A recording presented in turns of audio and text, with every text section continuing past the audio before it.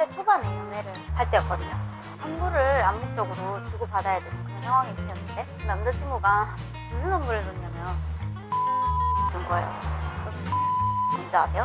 근데 솔직히 여자친구가 받고 싶었을까? 정말로? 정말로 그렇게 생각해요? 정말로 받고 싶었을 거라고 생각해?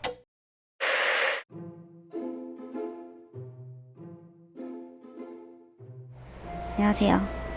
안 하고 못하는 것을 가장 잘하는 1인입니다. 오늘은 시작하기에 앞서서 제 소소하니 귀여운 숫자의 구독자님들께 감사의 인사를 드리려 합니다. 이렇게 소소한데도 봐주시다니 감동이잖아. 물론 한 소리 하고 싶어서 구독해주신 분도 있으신 것 같긴 한데 뭐 이러나 저러나 저한텐 개이득이니까 난 너무 좋지.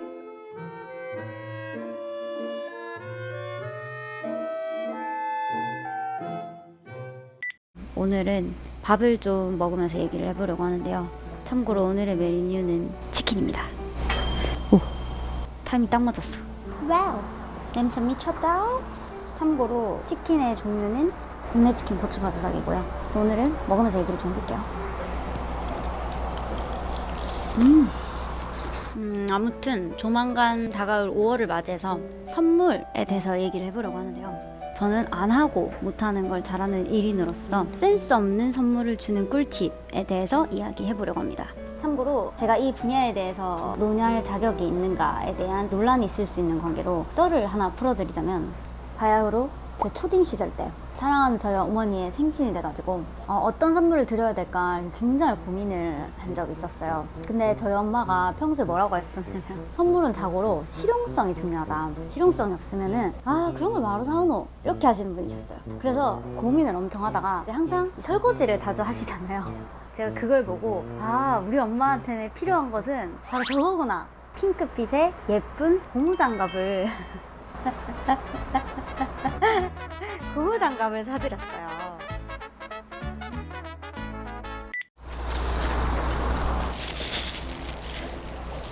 먼저 센스 없게 선물을 하는 꿀팁에 대해서 얘기하기 전에 왜 센스 없게 선물을 하는 게 필요한가에 대해서 먼저 얘기를 해봐야 되잖아요. 바로 당신의 지갑을 지키기 위해서입니다. 항상 좋고 센스 있는 선물을 하던 사람들은 센스 있는 사람이란 이 닉값을 하려고 노력하게 되는 심리가 있단 말이에요. 그러다 보면은 이 좋은 선물을 해야 된다는 압박감에 시달리게 되고 자연스레 주변 사람들에게 센스 있는 선물을 하기 위해서 굉장히 돈을 많이 쓰게 되겠죠. 그러니까 가끔 센스 없는 선물을 해서 상대방의 기대치를 낮춰주는 게 정신 건강에 좋을 것이다. 뭐 그런 얘기입니다. 그래서 이제 본격적으로 이 센스 없는 선물을 하는 꿀팁에 대해서 이야기를 해볼 건데요. 첫 번째 꿀팁은요, 일단 선물을 고를 때 무조건 내 쪼대로 하세요. 내 마음대로. 상대방의 니즈를 파악해서 선물을 사줬을 때 어머 너 센스 있게 선물 잘한다 이런 얘기를 듣거든요. 그러니까 우리는 어떻게 해야 된다? 무조건 반대로 해야 되겠죠. 예를 하나 들어드리자면 이제 20대 초반에 연애를 할 때였거든요. 근데 이제 기념일이 된 거예요. 이제 선물을 암묵적으로 주고받아야 되는 그런 상황이 생겼는데 그 남자친구가 무슨 선물을 줬냐면 토피어리를 준 거예요. 여러분 토피어리가 뭔지 아세요? 그 약간 식물 같은 건데 습도 조절에 좋다 그랬나? 그게 그때 당시 우리 나이대의 사람들의 유행이 아니고 엄마 세대분들이 문화센터 가서 그 막 만들고 하는 거를 한참 배우고 막 그러셨거든요. 근데 그 토피어리를 사준 거예요. 그 남자친구 입장에서는 건강을 위해서 잘 쓰라고 해준 거긴 하겠지만 근데 솔직히 여자친구가 받고 싶었을까? 정말로? 정말로 그렇게 생각해요? 정말로 받고 싶었을 거라고 생각해? 토피어리를? 식물을? 20대 초반인데? 아무튼 그렇게 했을 때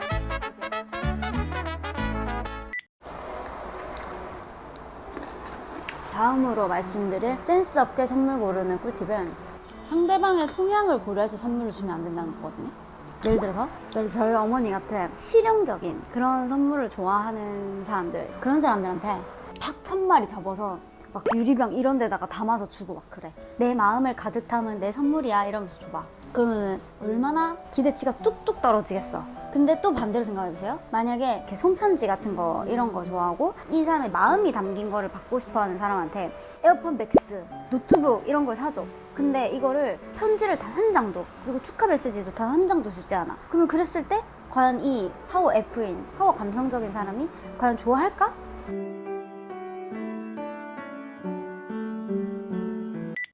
센스 없는 선물을 하는 또 다른 꿀팁.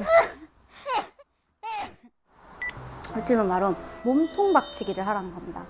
예시로 뭐가 있냐면은 쿠폰 같은 거 있잖아요. 저희 어렸을 때 뭐 부모님한테 드리는 어깨 안마 해드리기 1회권, 아니면은 이 쿠폰을 주시면은 뭐 1회 업어드립니다, 이런 식으로 물질적인 선물 대신에 몸으로 때우는 그런 쿠폰을 이제 발행하라는 건데요.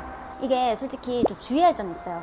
예를 들어서 10대, 뭐 20대 초까지, 그러니까 누가 봐도 돈이 없는 시기에 이 쿠폰을 발행하는 거는 솔직히 부모님 입장에서도 좀 귀여울 수도 있고 서운해하지도 않아요. 근데 중요한 거는 일을 하고 있고 자기의 번듯한 직장이 있으면서 뭐 어머니, 아버지 이번에 제 선물입니다 이러면서 드렸는데 앞에서 춤춰드리기 1회권 뭐 이런 거 있어봐.